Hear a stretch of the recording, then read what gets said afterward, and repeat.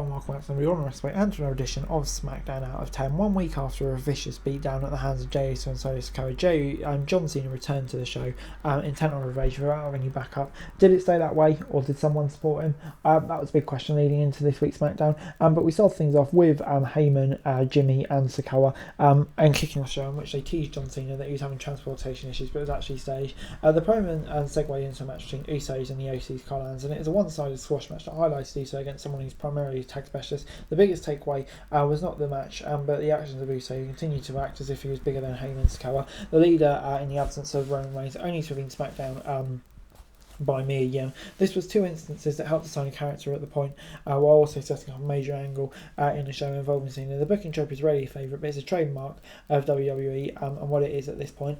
So yeah, I'm not against it. It got 6 out of 10 for me. Kind of a surprise start. I just wish they'd do more with the OC because they're so great. But yeah, Uso getting on here, kind of unsurprising in the context of what's happening at the moment as well. Moving on then to Bobby Lashley, who joined the Grayson Waller effect, and with a single back to the drawing board reference, revealed that he's no longer working with the Street Profits. It felt like a very rushed creative decision, but in hindsight it's reflected the story as a whole. This is likely to be a Montez Ford and Angelo Dawkins having a ramp up to the intensity and aggression in order to prove themselves to the Almighty and earn his guidance, which would be more effective, turning them into the sudden expectation that fans would treat them like heels. After the segment, Austin Theory hit the ring to battle Cameron Grimes with Waller at ringside. Like the opener, it was a glorified squash match that highlighted the former US champion and kept him and his Aussie boy partner together. Nothing more, nothing less, and yeah, I think it kind of worked alright.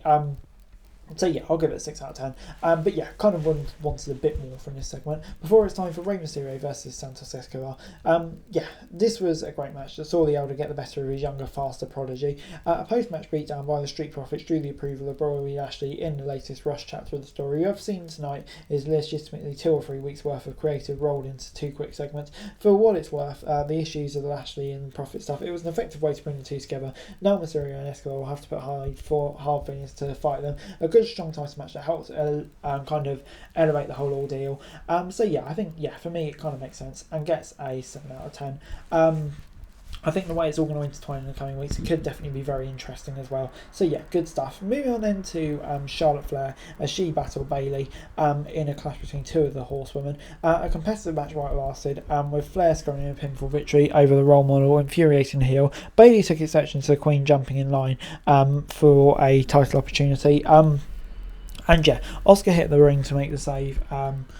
But teasing another wacky mismatch tag team match. But yeah, I just kind of don't want that. It's another storyline trait that WWE loves, and Flair being in title contention is typical, but the ring work was solid and talented, but continues to kind of go strong. So yeah, it gets 7 out of 10 in that regard, but at the same time, yeah, I just feel like we've seen lots of this before and kind of maybe wish we could move on to newer, better things in a way, if you kind of get what I mean. So yeah, I'm going to give it a 7 out of 10. Moving on then to our final segment. And after a show-long tease, John Cena hit the ring to wrap up the show and reiterated that he will fight the Bloodline's Jimmy Uso and Sikoa, even if he does not have a partner. This brought on the heels, who took down Cena only for LA Knight to make the save and accept the role of tag partner. For the GOAT at the PLO. Predictable, yeah, but is it exactly the right decision? As LA Knight would say, yeah. It's a big opportunity for Knight, a next logical step for him in the run to the company. Not only does he get the rub from Cena, but he also begins a journey with an eventual showdown from Roman Reigns for the undisputed Universal Champion. This is what was needed last week, and it's exactly what we got right here. And I think, yeah, like I said, it's going to elevate Knight massively. I'm going to increase the excitement heading into that as well. I think, yeah, finally this could be the time he can break through properly into the main event, but who knows. Yeah, I thought this was a great way to run the show. But moving overall this week, SmackDown gets a 7 out of 10 from me.